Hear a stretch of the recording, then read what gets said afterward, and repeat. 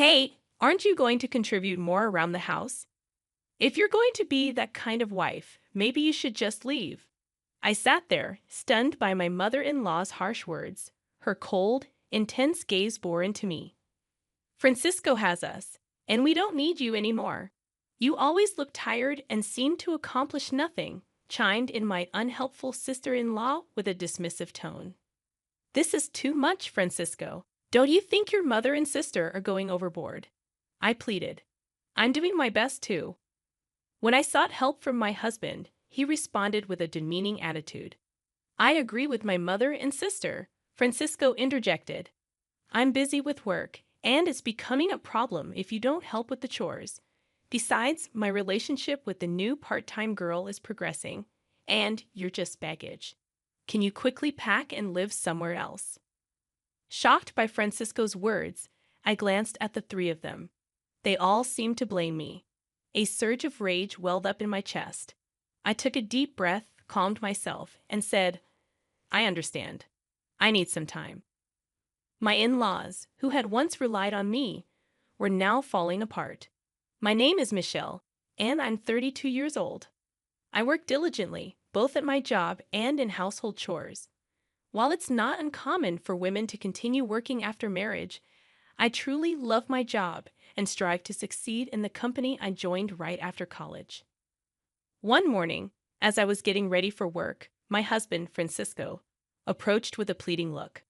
Michelle, can you take care of this? He handed me a file crammed with receipts and bills. You should manage the cafe's finances properly. I smiled and responded, sorry, but I'm really bad at that. I met Francisco while he was working part-time at a cafe I frequented.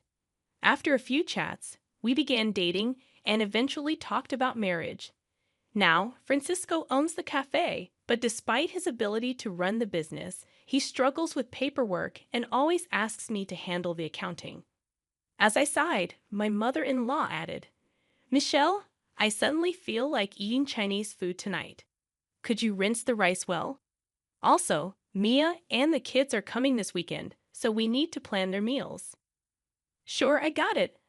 I nodded to my mother-in-law's request and hurriedly left the house.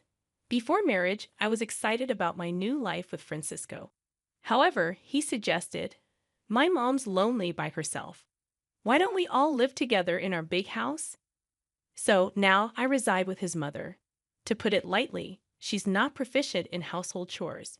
When we moved in, the house was a bit of a mess.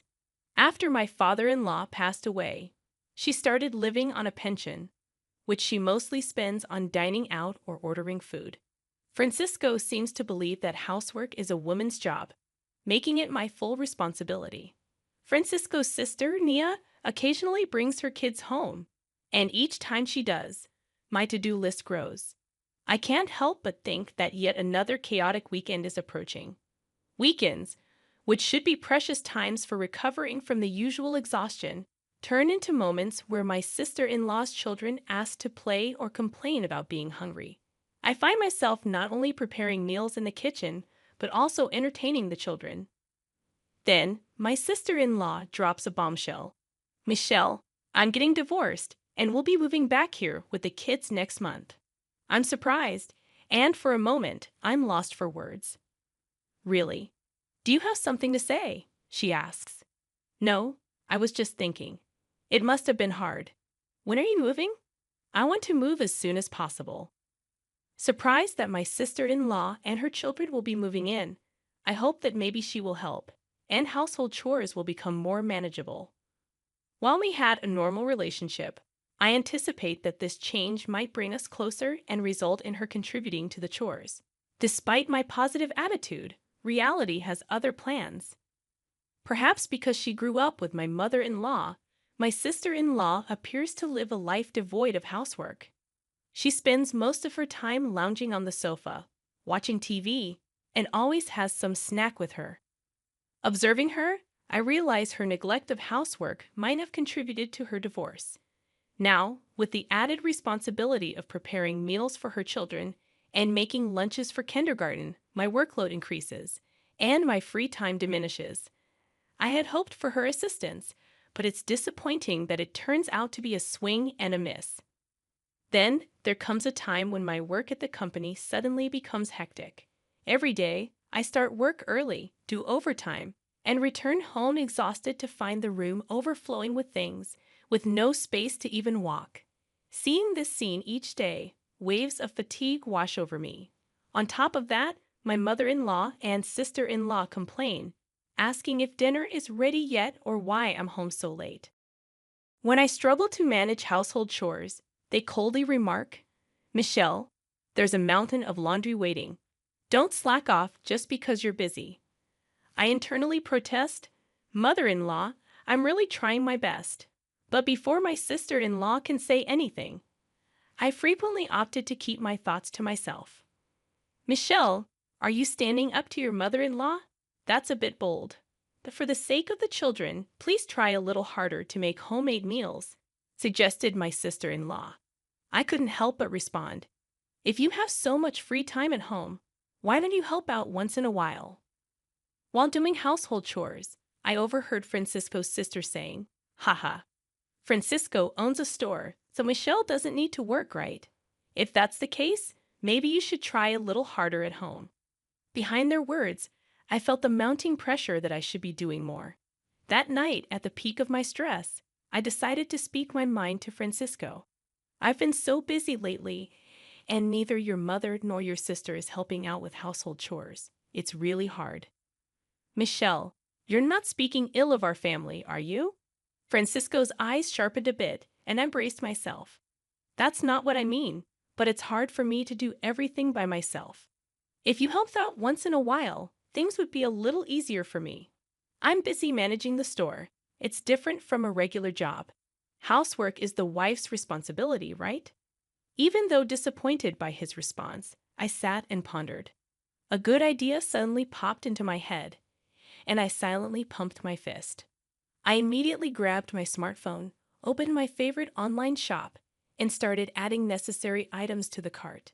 After completing the purchase, I went to bed satisfied. A few days later, my new electronic household appliances, which would become my lifelines, were delivered to our home. The latest washing machine, a cleaning robot that reaches every corner of the room, and a rice cooker that cooks delicious rice without much effort. Each of them was a savior, making my daily life just a little bit easier and more enjoyable. While setting up the new washing machine, my mother-in-law and sister-in-law suddenly appeared with surprised expressions. "Wait, Michelle, you got such a fancy washing machine, but the old one was still good, wasn't it?" Smiling gently, I replied, "The old one took a bit too long, and I heard this new one shortens the laundry time." Their gaze then shifted to the cleaning robot and the new kitchen appliances. "See, I've also upgraded these," I said, showing them off a bit. "All these things, cleaning robots and convenient cooking appliances."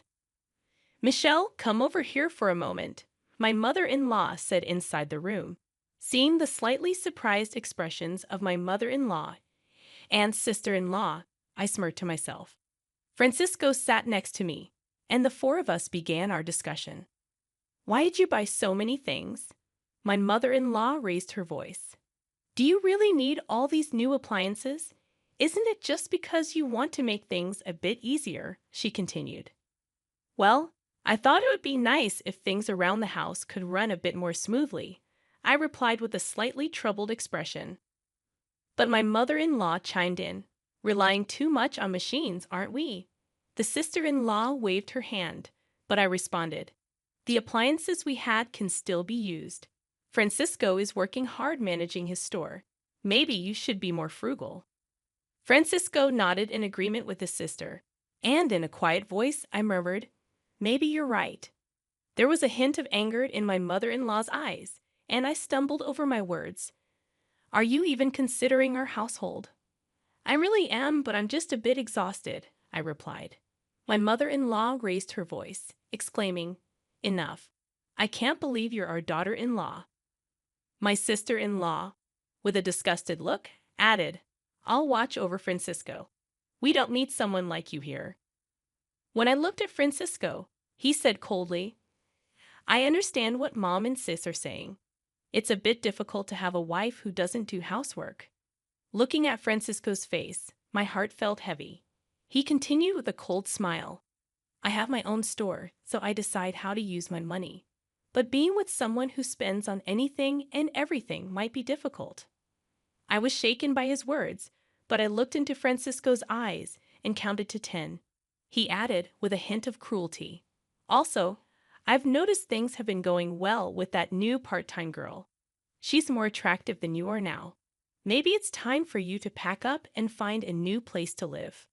A fire of anger surged within me, though I didn't voice it. Taking a step back and calming myself, I replied after a deep breath, "All right. I'll look for a new home. That's better." "Finally, you understand. I'll feel much better without you around," he said smugly. Francisco signed the divorce papers that night, and I moved to a nearby weekly rental apartment with just the bare essentials and the divorce paper. No one tried to stop me when I left. Did they ever really care about me? After submitting the divorce papers at the city office, I found a stylish apartment to start fresh. During this time, an unexpected opportunity came my way. A promotion I had been putting off because of my family situation. I seized this chance and began working as a section manager. Every day, as I dedicated myself entirely to my job, I felt a renewed sense of accomplishment. In the midst of these busy days, my phone rang. The caller ID showed it was my former mother-in-law. I thought we had nothing to do with each other anymore, right? Without checking her message, I swiped to dismiss the call. My new life had begun, and I wouldn't look back at the past. A year flew by. One weekend, as I was relaxing in my room, listening to my favorite music, my phone rang again. To my surprise, it was my former mother-in-law. Wondering what she wanted after all this time, I picked up. "Hello, is something wrong, Michelle?" I finally got through. "I didn't think you would answer after so many calls." "Well, it's been a while. What's going on?" I asked. She hesitated for a moment and then asked, "How's your new life?" Despite her probing tone, I replied cheerfully, "It's great. I love my new apartment, and work is going smoothly. I even got promoted and am living freely." "That's good, Michelle. Can you come back home?" I was taken aback and blurted out, "Why?" "We're struggling financially." I thought to myself, I knew it, and responded cautiously. "Francisco's cafe only makes about $1,000 a month, right? If no one else in the family works, things could be tough." "You knew about that?" she asked. Yes, Francisco's cafe wasn't doing well. I was fully aware of its financial situation since I handled all the accounting. But he pretended to be the successful owner without understanding the real state of his business. It was almost laughable how oblivious he was. I handled all the finances and procurement, so of course. I sensed her shock. "You knew and didn't tell us?" "We had no idea you were doing so well in such a big company, or that you were contributing so much to the household expenses," my former mother-in-law exclaimed. I admitted, "Yes, I contributed more than $3,000 every month. Thanks to that, you all managed." The truth was, I used my salary to bridge the gap in Francisco's business losses. He seemed completely unaware of the situation, and after I left, it seemed reality hit hard. "Michelle, can you please come back?" she asked. Curious, I inquired, "So how's Francisco's cave doing now?" She sighed. "We might have to close soon, and the part-time workers keep quitting." With an inward smirk, I commented on his slightly sloppy management style. "It's hard to keep it going for long, isn't it? His little bit of pride doesn't help. Not doing proper work. I mean, how many women out there do you think would be willing to support a guy like that?" My former mother-in-law was momentarily at a loss for words. I continued somewhat sarcastically, "Wait, I'm a bit busy now. Since you left, the house is a mess. It's chaotic with things everywhere." Confused, I asked, "Wait, what do you mean?" She described the disarray of their home with belongings scattered everywhere, looking like a storeroom. Without anyone to cook, they were eating out, which was costing a lot. The washing machine broke down, and it seemed like there's no room in the budget to buy a new one. Actually, the appliances that you took back, I was really relying on them, my former mother-in-law admitted. Puzzled, I asked, "Huh? Why is that?" "Those were for my convenience. Besides, I bought them myself, so it's okay for me to take them back, right?" She reluctantly agreed, "Yeah, I guess so. But I never realized housework was this challenging." With a firm tone, my former mother-in-law added, "With 3 adults in the house, how can it be that hard? What are Francisco and your daughter doing?" A hint of fatigue could be heard in her voice. As for Francisco, his staff members have been quitting, and sales have plummeted. As soon as he found out, he became really downcast and has just been lazing around at home. But Francisco used to spend his money from the store without any restraint, right? On top of that, Mia doesn't help at all. She doesn't do anything around the house and even gets her allowance from me. To be honest, living on just my pension for the 3 of us is really hard, she continued. I responded with a hint of sarcasm. "Ah, Mia once told me that I was unnecessary because she was there." My former mother-in-law desperately said, "Michelle, we're really in trouble. Living on just my pension for the 3 of us is quite tough." I firmly stated, "I have no intention of returning to that house. It must be hard living with all that baggage." She seemed to be at a loss for words. Seeing her like this made me feel a bit sorry for her. But as I was about to hang up, my former mother-in-law seemed eager to say something. "Michelle, I'm really sorry. Can you reconsider?" Her voice sounded a bit exhausted. I replied, "I wonder if we can ever spend days together with smiles again." "Huh? Was it that hard without me?" I asked with a mix of surprise and calmness. After a short pause, my former mother-in-law took a deep breath. "Yes, there's actually an issue with the property tax. We might have to let go of the house." I said, "I see, but I really don't want to get involved anymore. Decide what you're going to do with your family." I hung up without waiting for her next words. After that, I set it up so I wouldn't receive any more calls from her. In my room, holding my favorite mug filled with aromatic coffee, I enjoyed my time alone, looking at the outside scenery. A smile spontaneously appeared on my face. A few months later, when I passed by the cafe where Francisco used to work, I noticed the place was now quiet and empty. Recalling its past liveliness, I felt a bit nostalgic. It seems they really closed the shop. While walking around the old town, I became curious about my former in-law's house and saw a sold sign. Coincidentally, I bumped into an old neighbor in town. According to her, those 3 had quickly sold their house and moved to a small apartment nearby. In their new home, there were always loud arguments and even the smell of garbage. It seems the neighbors are quite bothered, and it has become a bit of local gossip. I thought, it must be tough for them, but with a bit of effort, life can change. I wondered why they don't try. As I gazed at the old house, these thoughts wandered in my mind. A lot has happened to me since then, but I'm living each day to the fullest. In fact, a handsome guy from my workplace confessed, saying, "I really admire your hardworking nature." Now we're enjoying our dates, and I'm really looking forward to what the future holds. If I get married again, I really want to be happy. I'm feeling very excited about it now.